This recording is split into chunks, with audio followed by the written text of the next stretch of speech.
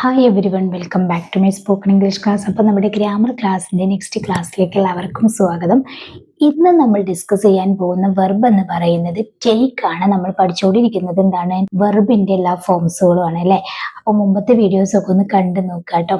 അപ്പോൾ ടേക്ക് എന്ന് പറഞ്ഞു കഴിഞ്ഞാൽ മെയിനായിട്ട് കോമൺ ആയിട്ട് നമ്മൾ പറയുന്നത് എടുക്കുക എന്നുള്ളതാണ്. ടേക്കിന് വേറെയും ഒരുപാട് മീനിങ് ഉണ്ട് കേട്ടോ. ടേക്ക് എന്ന് പറഞ്ഞു കഴിഞ്ഞാൽ എടുക്കുക, എടുക്കാറുണ്ട് എന്നൊക്കെ പറയും. അപ്പൊ ടേക്കിന്റെ കൂടെ നമ്മൾ സിംഗുലർ സബ്ജക്റ്റിന്റെ കൂടെ ടേക്സ് ആണ് യൂസ് ചെയ്യാറുള്ളത് ബേസ് ഫോമിൽ അല്ലെ. ടേക്സ്, ടേക്ക് എന്ന് പറഞ്ഞു കഴിഞ്ഞാൽ എടുക്കുക, എടുക്കാറുണ്ട് എന്നാണ്.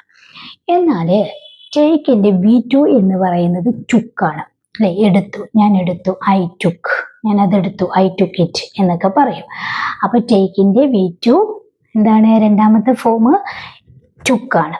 ഓക്കെ, ഇനി ടേക്കിന്റെ മൂന്നാമത്തെ ഫോം എന്ന് പറയുന്നത് ഡിഫറൻസ് ഉണ്ട്, ടേക്കൺ എന്നാണ്. നമുക്ക് ഈ വെർബുകൾ പഠിക്കുന്ന സിറ്റുവേഷനിൽ ചില വെർബുകളൊക്കെ V2 V3 സെയിം ആയിരിക്കും അല്ലെ.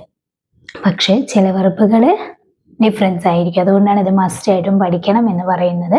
അപ്പൊ ടേക്കിൽ നമ്മൾ V2 ടുക്കാണെങ്കിൽ V3 ടേക്കൺ ആണ്. V3 നമ്മൾ ഇവിടെ യൂസ് ചെയ്യുക ഹാസിന്റെ കൂടെയും ഹാവിന്റെ കൂടെയും ആണ് അല്ലെ.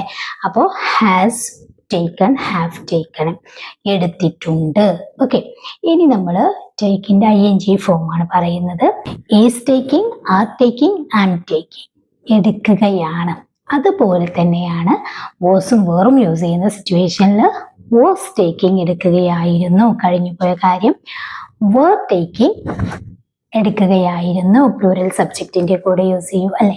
അപ്പോൾ ഇത്രയാണ് നമ്മൾ ടേക്ക് എന്ന വെർബിന്റെ ഫോംസുകൾ.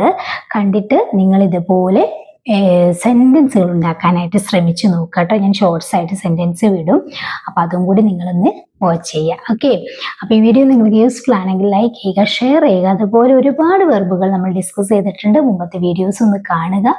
എന്നിട്ട് നിങ്ങൾക്ക് ഇഷ്ടപ്പെടുകയാണെങ്കിൽ മറ്റുള്ളവരിലേക്ക് ഷെയർ ചെയ്യുക, ഒന്ന് ലൈക്ക് ചെയ്യുക. ഈ ചാനൽ സബ്സ്ക്രൈബ് ചെയ്തിട്ടില്ലെങ്കിൽ സബ്സ്ക്രൈബും കൂടി ചെയ്യുക. നിങ്ങളുടെ അഭിപ്രായം കമന്റ് ചെയ്യുക കേട്ടോ. Okay, thank you.